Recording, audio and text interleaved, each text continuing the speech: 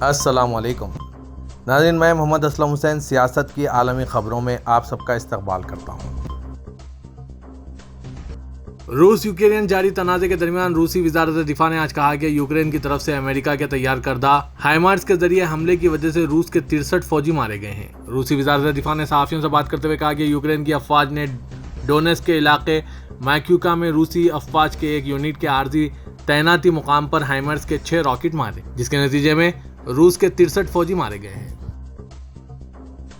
नेपाल में हुकूमत की तश्कील के 15 दिन बाद वज़ीर आज़म पुष्पा कमल दहल, जिसे प्राचंदा भी कहा जाता है, 10 जनवरी को एतमाद के वोट का सामना करने वाले हैं। 26 दिसंबर 2022 को तीसरी बार पार्लिमानी मुल्क के वज़ीर आज़म के तौर पर मुकर्रर हुए दहल ने पीर को पार्लियामेंट सेक्रेटरीट से दरख्वास्त की कि वो इस महीने के दूसरे मंगल को होने वाले फ्लोर टेस्ट को एजेंडे में शामिल करें।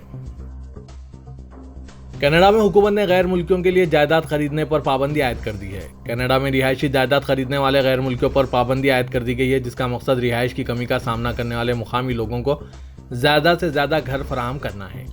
यह पाबंदी 1 जनवरी 2023 बरोज़ इतवार से लागू हो गई है। ताहम एक्ट में बहुत सी तब्दीलियां भी है। कैनेडियन हुकूमत ने यह भी वाज़ेह किया है कि यह पाबंदी सिर्फ शहर की रिहाइश गाहों पर लागू होगी। यह पाबंदी समर कॉटेज जैसी प्रॉपर्टीज पर लागू नहीं होगी। ऑस्ट्रेलिया के ब्रिस्बेन में 2 हेलीकॉप्टरों के टकरा जाने से 4 अफराद हलाक और 3 दीगर जख्मी हो गए हैं। जख्मियों की हालत तशवीशनाक बताई गई है। CNN ने आज पीर को ये इत्तला दी। हुक्काम ने बताया कि यह वाक़या ब्रिस्बेन के जनूबी हिस्से में वाक़ साहिल समंदर पेश आया। क्वींसलैंड पुलिस के इंस्पेक्टर गैरी वोरल के मुताबिक दोनों हेलीकॉप्टर उस वक्त आपस में टकरा गए जब वो गोल्ड कोस्ट के मेन बीच के ऊपर से गुजर रहे थे। चीन में कोरोना की वबा एक बार फिर तबाही मचा रही है। इसके नतीजे में अब चीन से आने वाले मुसाफिरों को 1 डजन से ज्यादा ममालिक की पाबंदियों का सामना करना पड़ा है। हाल ही में इस फहरिस्त में एक नए मुल्क ऑस्ट्रेलिया को शामिल किया गया है, जिसने यहां आने वाले मुसाफिरों के लिए कोविड मंफी रिपोर्ट को जरूरी करार दिया है। पिछले महीने वुहान शहर में कोरोना वायरस के पहली बार सामने आने के 3 साल बाद बीजिंग ने अचानक लॉकडाउन और बड़े पैमाने पर जांच की अपनी जीरो कोविड पॉलिसी को तब्दील करना शुरू कर दिया। इसके बाद से चीन में कोरोना के केसेस में तेजी से इजाफा होता जा रहा है। सऊदी अरब के 2 मुक़द्दस मसाजिद की जनरल प्रेसिडेंसी ने आज पीर को मक्के मुकर्रमा के ग्रैंड मस्जिद में भीगे मौसम की सूरत हाल से निमटने के लिए आलात और इफरादी क़ुव्वत को मुतहरिक किया। बारिश से निमटने के लिए मताफ नमाज के मुकामात दाखिली और खारिजी रास्तों को तैयार कर लिया गया है और कोशिशें तेज कर दी गई है कि बारिश के पानी की निकासी को यकीनी बनाया जाए और फर्शों को खुश्क कर दिया जाए ताकि नमाजियों और ज़ायरीन की इबादत के दौरान इनकी हिफाजत को यकीनी बनाया जा सके। बारिश को इस्लाम में रहमत की अलामत के तौर पर देखा जाता है। खादिम हरमैन शरीफीन शाह सलमान बिन अब्दुल अजीज़ की हिदायत पर वज़ीर ख़ारजा सऊदी अरब शहज़ादा फैसल बिन फरहान ने ब्राज़ील के नौमुंतखब सदर लुइस डा सिल्वा की तकरीब हलफ बर्दारी में शिरकत की है। सऊदी प्रेसिडेंसी के मुताबिक दारुल हुकूमत ब्राज़ीलिया में वाक़ कांग्रेस में मुख्तलिफ ममालिक के वफूद ने शिरकत की है। हलफ बर्दारी की तकरीब के बाद वज़ीर ख़ारजा शहज़ादा फैसल बिन फरहान ने ब्राज़ील के सदर से मुलाकात की और शाह सलमान और वली है शहज़ादा मोहम्मद बिन सलमान की तरफ से खैर सगाली का पैगाम पहुँचाया। सऊदी महकमा तालीम जिद्दा ने गैर यकीनी मौसम के बाद कल मंगल को भी तमाम स्कूल बंद रखने का फैसला किया है। सबक वेबसाइट के मुताबिक यही हिदायत राबिग, खलीस और कर्ब व जवार के तमाम स्कूलों के लिए है। महकमा तालीम ने कहा है कि महकमा मौसमियात की रिपोर्ट की बिना पर तमाम तालीमी इदारों को बंद रखा जाएगा। महकमा तालीम ने कहा है कि तमाम तालीमी इदारों में ऑनलाइन तदरीस होगी, जबकि स्कूल इंतजामिया भी ऑनलाइन ड्यूटी अंजाम देगी। महकमा तालीम ने कहा है कि यह फैसला तलबा, असातिज़ा और अमले की सलामती के लिए किया गया है। सऊदी अरब की अलजौफ रीजन की कमिश्नरी में ज़रई मंसूबों और कारोबारी सरगर्मियों में पर्दापोशी के जुर्म पर अदालत ने मुकामी शहरी और मिस्री बाशिंदों पर 70,000 रियाल जुर्माना आयद किया है। सऊदी वज़ारत तिजारत ने मुकामी शहरी अहमद बिन शामान अल शरारी और मुकीम गैर मुल्की अहमद सुलेमान की खुद इनके कर्ज पर तशहीर कराई। सऊदी शहरी मिस्री को चारा ज़रई पैदावार फ़रोख्त करने, मार्केटिंग की इजाज़त दिए हुए था।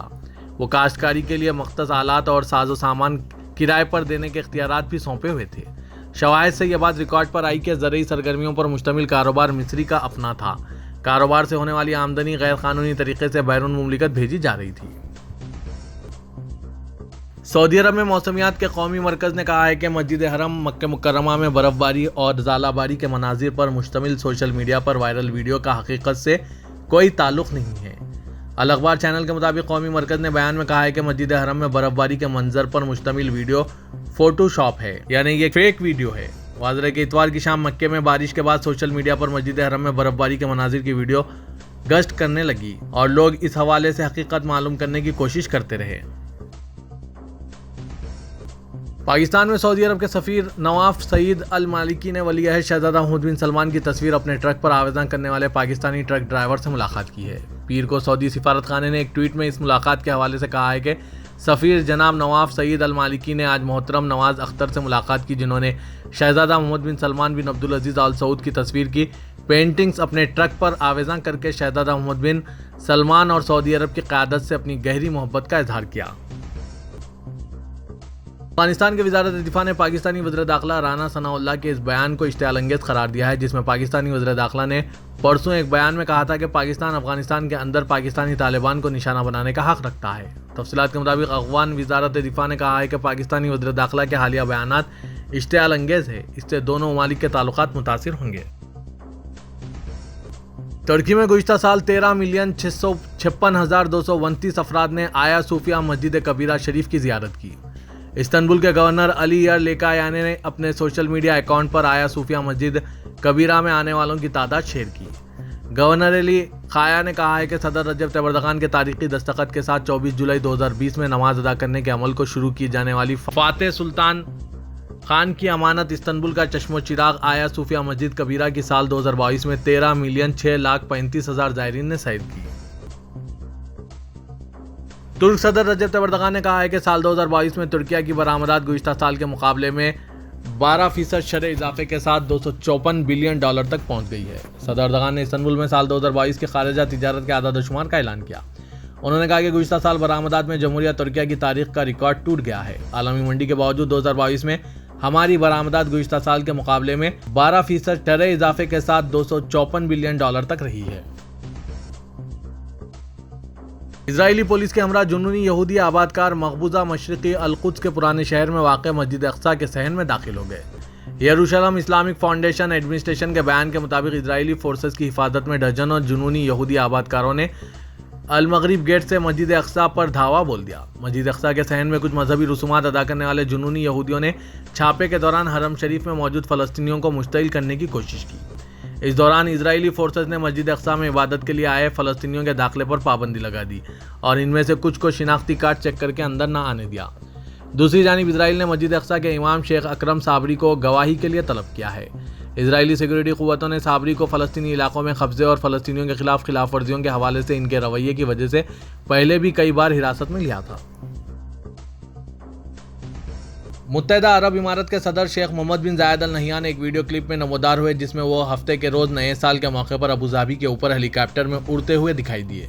इतवार के रोज़ सोशल मीडिया प्लेटफॉर्म्स पर गर्दिश कर रहे इस वीडियो में मुत्तहिदा अरब इमारत के सदर को हेलीकॉप्टर के कॉकपिट में बैठा और नए साल 2023 के इख्तिताम पर आतिशबाजी की तकरीबात को देखते हुए देखा गया है। यह वीडियो मुत्तहिदा अरब इमारत के सोशल मीडिया पर वायरल हो रहा है।